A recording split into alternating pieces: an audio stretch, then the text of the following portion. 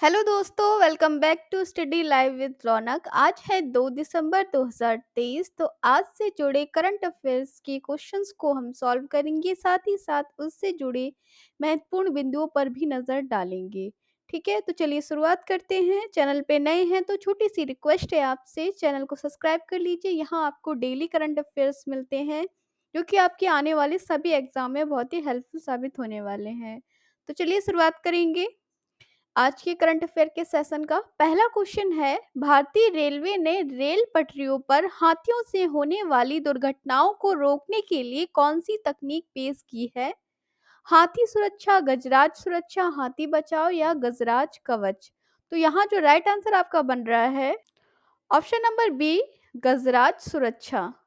ठीक है, गजराज सुरक्षा नाम का जो हाथियों से होने वाली जो दुर्घटनाएं होती हैं उन्हें रोकने के लिए भारतीय रेलवे ने रेल पटरियों पर इस तकनीक की पेश की है। किस तकनीक की? गजराज सुरक्षा नाम की।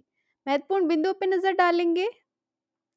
भारतीय रेलवे ने रेल पटरियों पर हाथियों से होने वाली दुर्घटनाओं को रोकने के लिए गजराज सुरक्षा नामक अत्याधुनिक तकनीक पेश की है। यह रेलवे ट्रैक के करीब आने वाले हाथियों का पता लगाने, एआई आधारित एल्गोरिदम संवेदनशील ऑप्टिकल फाइबर केबल के नेटवर्क का उपयोग करता है, जिससे जब हाथी जो है वो ट्रेन के पास आएगा तो ये पहले ही से पता चल जाएगा। इसका उद्देश्य ट्रेन दुर्घटनाओं से मरने वाले हाथियों को बचाना है। ठीक है, क्या है उद्देश्य? ट्रेन दुर्घटनाओं में जो हाथी मर जाते हैं उनको बचाना इस तकनीक का उद्देश्य है। भारतीय रेलवे ने इस तकनीक को पश्चिम बंगाल, ओडिशा, झारखंड, असम, केरल व छत्तीसगढ़ के कुछ हिस्सों और तमिलनाडु में शुरू करने की योजना बना रहा है। ठीक है, कहाँ कहाँ पर? पश्चिम बंगाल, ओडिशा, झारखंड, असम, केरल, छत्तीसगढ़ और तमिलनाडु। इन भारत के राज्यों में भारतीय रेल द्वारा इस तकनीक को शुरुआत करने की योजना बनाई जा रही है। अगला क्वेश्चन है आपका, COP28 समिट का आयोजन कहाँ किया जा रहा है?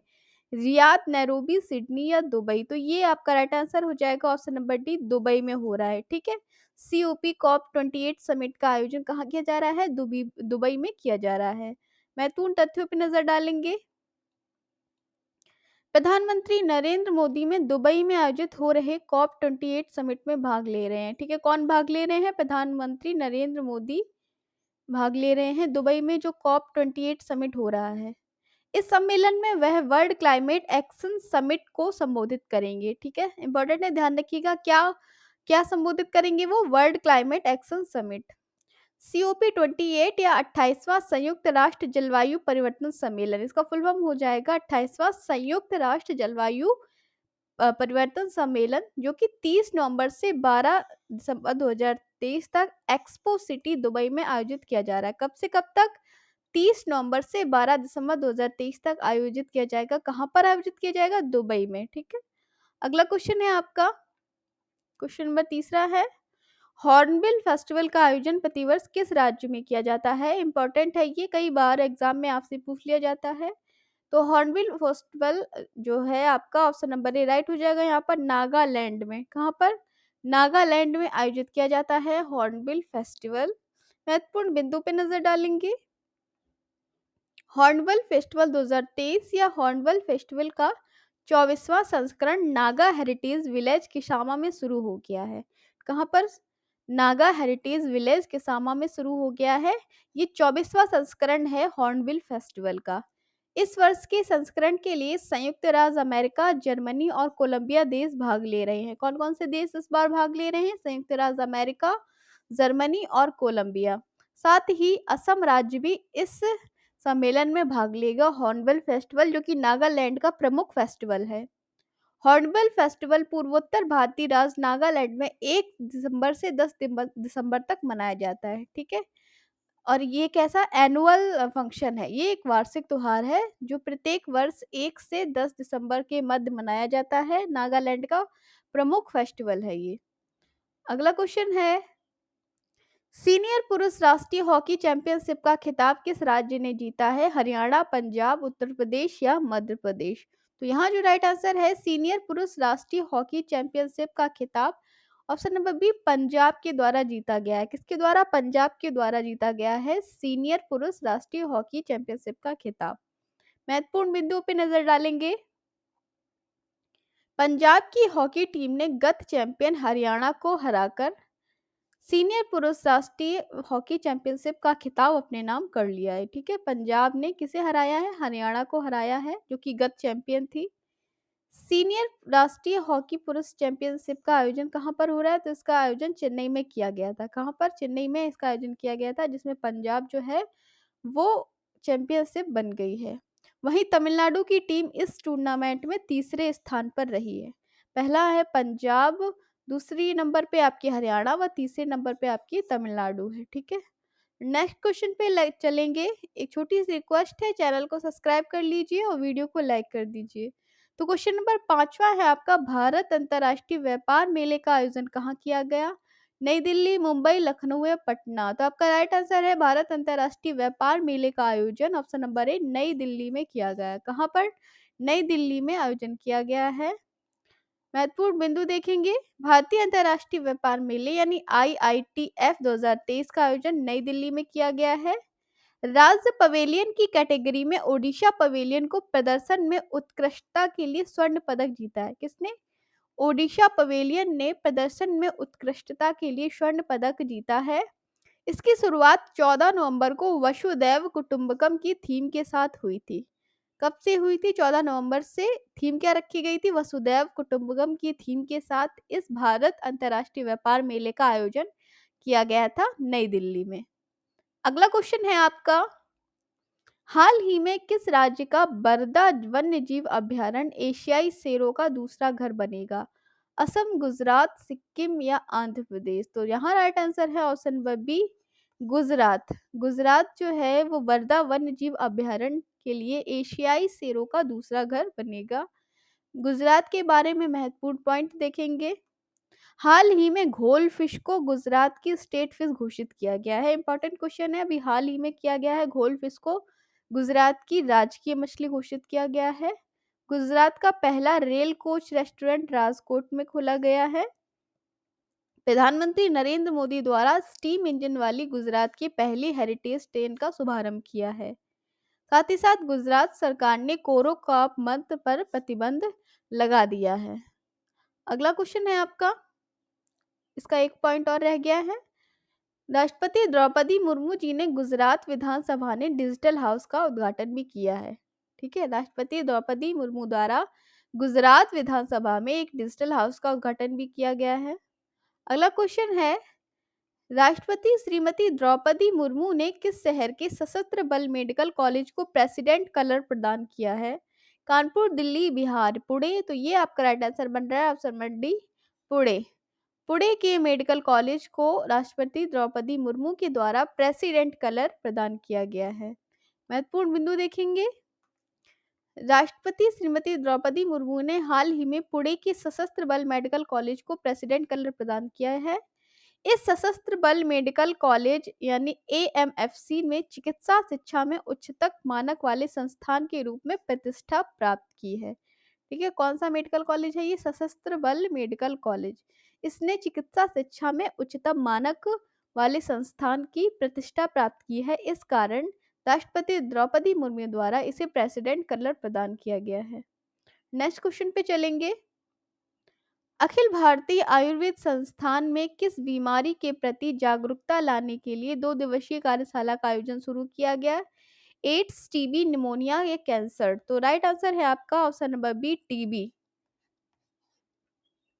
टीबी के प्रति जागरूकता लाने के लिए 2 दिवसीय कार्यशाला का आयोजन शुरू किया गया अखिल भारतीय आयुर्वेदिक संस्थान में।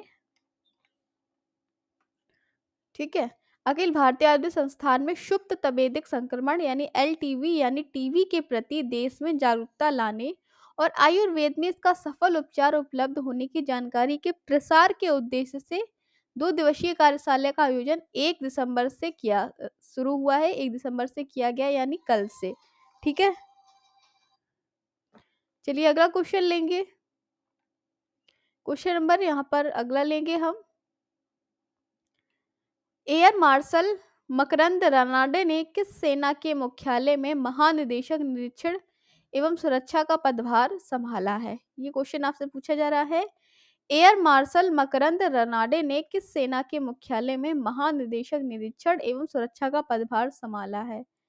जल सेना, वायुसेना, नौसेना या इनमें से कोई नहीं। तो आपका राइट आंसर है ऑप्शन नंबर बी, वायुसेना। ठीक है, एयर मार्शल मकरंद रनाडे ने वायुसेना का महानिदेशक के रूप में पदभार संभाला है। नेशनल डिफेंस कॉलेज नई दिल्ली और पेरिस फ्रांस के कॉलेज इंटर आर्मी डिफेंस के पूर्व छात्र और एयर मार्शल मकरंद रनाडे को 6 दिसंबर 1986 को भारतीय वायुसेना की लड़ाकू सेना का कमीशन दिया गया था। ठीक है, कब? 6 दिसंबर 1986 से। अगला क्वेश्चन है, वर्जिन अटलांटिक ने कितने प्रतिशत हरित ईंधन का उपयोग करने वाली दुनिया की पहली ट्रांसलाटिक उड़ान के साथ इतिहास रच दिया है? ठीक है, क्या क्वेश्चन पूछा जा रहा है, वर्जिन अटलांटिक ने कितने प्रतिशत हरित ईंधन का उपयोग करने वाली दुनिया की पहली ट्रांसलाटिक उड़ान के साथ इतिहास रच दिया है? 50%, 70%, 90% या 100%? तो आपका जो राइट आंसर बन रहा है ऑप्शन नंबर डी, 100%। 100% हरित ईंधन का उपयोग करने वाली दुनिया की पहली ट्रांसलाटिक उड़ान बन गई है। वर्जिन अटलांटिक ने हाल ही में 100% हरित ईंधन का उपयोग करने वाली दुनिया की पहली ट्रांसलाटिक उड़ान के साथ इतिहास रच दिया है। फ्लाइट 100 नाम की यह उड़ान लंदन के हीथ्रो हवाई अड्डे से रवाना हुई और इसका गंतव्य न्यूयॉर्क का जॉन एफ कैनेडी अंतर्राष्ट्रीय हवाई अड्डा है। ठीक है, कहाँ से शुरुआत हुई थी? लंदन के हीथ्रो हवाई अड्डे से शुरुआत हुई और गंतव्य कहाँ था? न्यूयॉर्क का जॉन एफ कैनेडी अंतर्राष्ट्रीय हवाई अड्डा।